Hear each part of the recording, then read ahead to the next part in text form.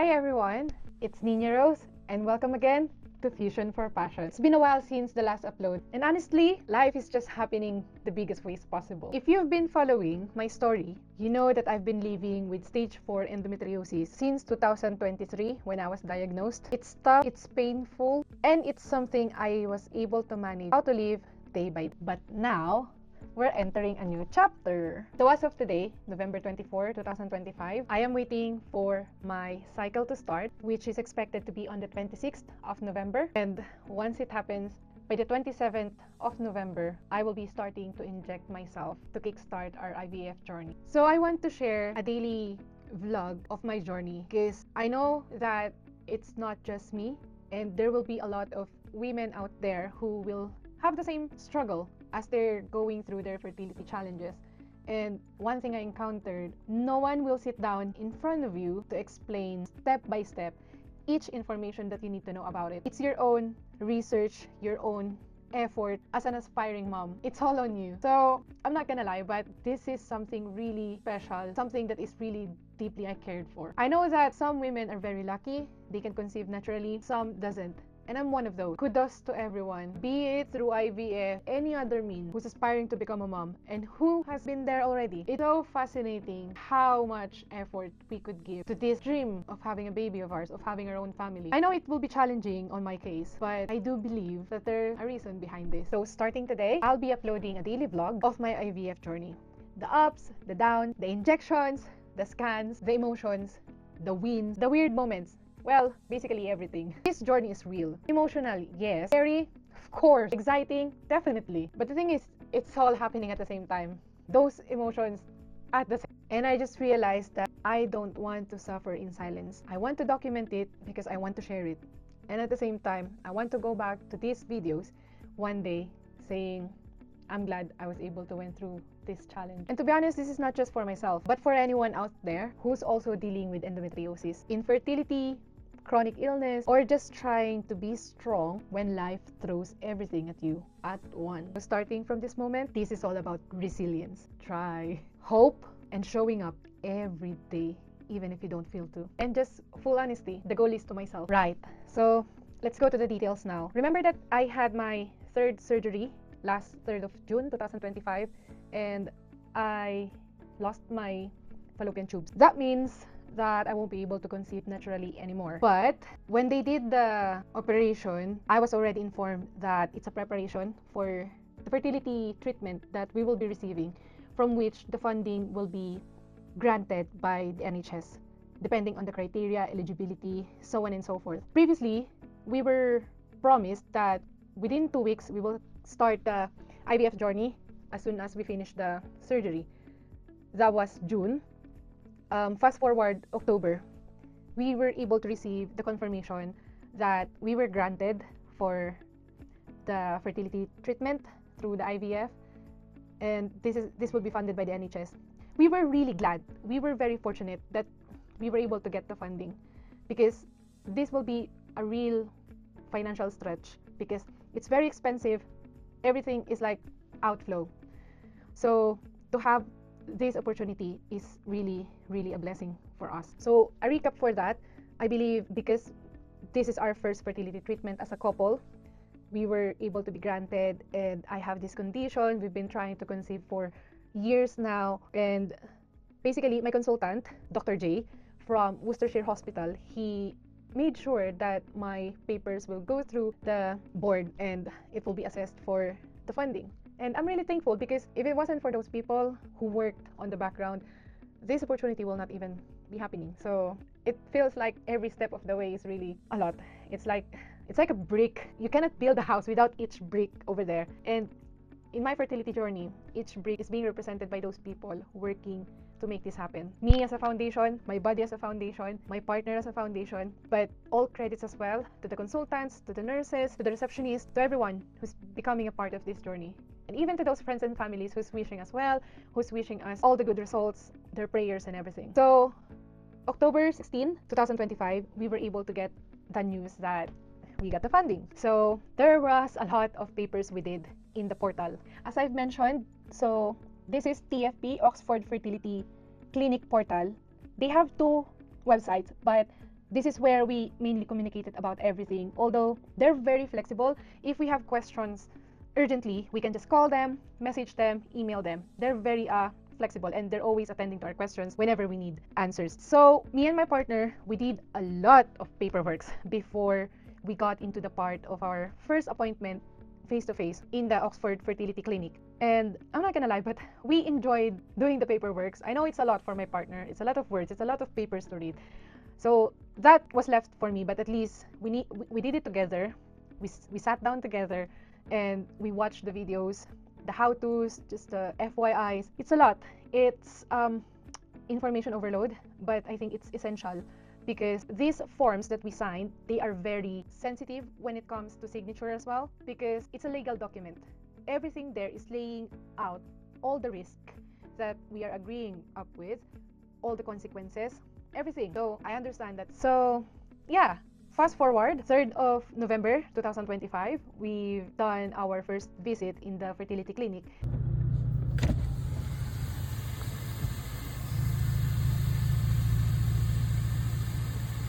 It was a face-to-face discussion with our fertility nurse, and she explained to us every step of the way that will be happening, every detail that is expected. They took our blood test samples again, because the last time we did it, while we were waiting for the confirmation of the funding, it was more than 3 months ago already. So they said that because we're approaching that time frame now, they need to do our blood tests again to make sure that everything is okay, everything is fine. They did my scan as well, ultrasound scan, to make sure that everything is perfectly ready, everything is good, everything is okay. On that day, I was quite devastated or frustrated because while I was having a scan, I already have another cyst on my right ovary, and I can't remember quite specifically if it's 2 centimeters, but I was told that I also having another one as well on my left.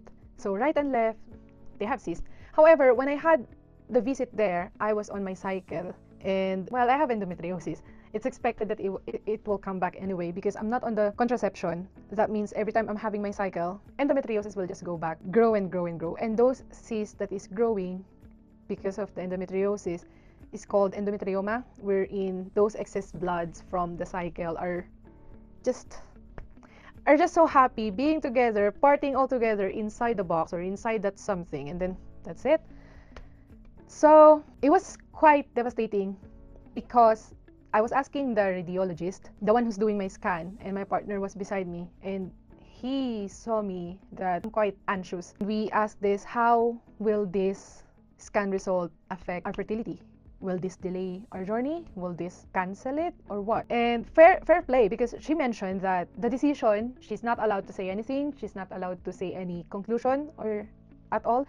It will be based on the, how do you call it, fertility doctor's board to decide upon it. So yeah, we made a date out of that visit because we drove from Worcester to Oxford. It's not really the kind of news that I want to receive, because after a long wait, I did not expect that, oh, my cysts are back again, this and that, how will this affect? So that continuous overthinking. And then the next day, the medical doctor from Oxford Fertility Clinic called me, and he mentioned that my case is really challenging. He understands that I am doing my own research, I am doing my own studying, and he understands that there's a lot of vlogs, videos about how straightforward IVF is, this and that. However, he wants to set the expectation that my situation is far from the usual, because first, we still don't know how much of a quality of eggs they can get from my ovaries given my severe endometriosis. But I was happy because my consultant, Dr. J, who did my surgery, who just looked after me while I was in Worcestershire Hospital, he made sure that I will be able to be informed of every worst case scenario. He will be explaining the good outcome, or if it will be happen the way we want it to, and then he will explain the worst case scenario, so at least we're prepared. So I was already told that we will try, because the thing is, even if I will ask them how many eggs, quality eggs, can they extract from me or harvest from me, they cannot answer that unless we will try. And he was very positive, he was very hopeful, saying that we just need to get on with it, we just need to try, because we would never know unless we try. That's why he made his help his effort for us to get the funding. And then going back to the medical director, he said, by the look of the scan, it will really make it challenging for them, because he understands that initially they communicated to me that they will be harvesting the eggs through my tummy, abdomen, and not in the usual way, which is through the vagina. That, well, apparently based on the last scan, it seems like they would need to go through the rectum to extract and harvest the eggs instead of the abdomen. So feels like stage 1, stage 2, stage 3 difficulty level is, yeah. But even if he explained that, he gave us the green light. He said, right, they understand that we want to have a baby, they understand that we want to have a family of our own, and it's important to us. However, he wants to set the expectation that I have a severe endometriosis, and if time will come that the IVF treatment will put me at risk, they will be upfront, they will be honest to me, what's the risk, and then they will leave the decision to us. But they said that it will always be my health as the priority. So, long story short, we still got the green light to proceed with IVF. Yay! So, yeah, I understand that these people just wanted to set the expectation. They don't want to give false hope. And I truly appreciate that, to be honest. And yeah, afterwards, we arrange everything, all the forms, and then I receive all the medications. I've received 2 different injections. I haven't opened the boxes yet. I'll just do that on the next video.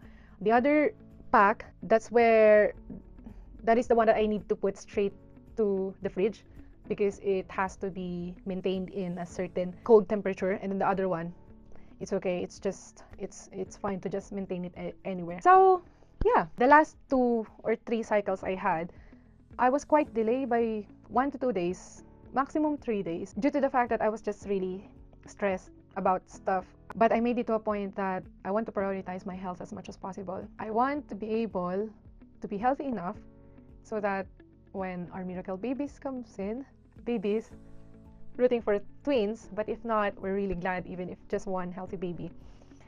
I'm rooting that I'll be healthy enough, me and my partner, to parent them, to give them the kind of family that we want them to have. I just don't know what's gonna happen next. I don't know what's about to come. For example, this video is now starting to be quite emotional, but I think that's the raw emotion out of it, isn't it?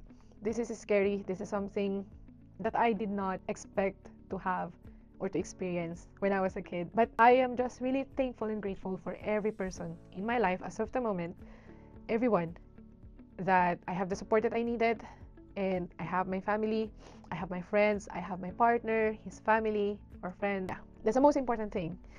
And I'm really excited to share our journey, my story, that might help you, and this will be my reference in the future. And yeah, rooting for the best. And always remember, everything happens for a reason. This is Nina Rose, and I'll see you in the next vlog for Fusion for Passion.